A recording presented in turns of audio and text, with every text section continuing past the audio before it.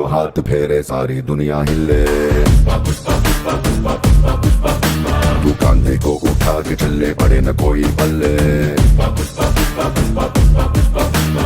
आसमां से 2 गुना ऊंचा तेरा कद है।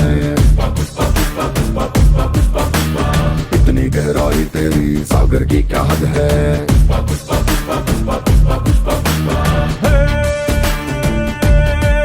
बारिशों में भीगी चिड़िया जैसे कांपती रहती है, ऐसे दूध हाथों कैसे जीतेगा।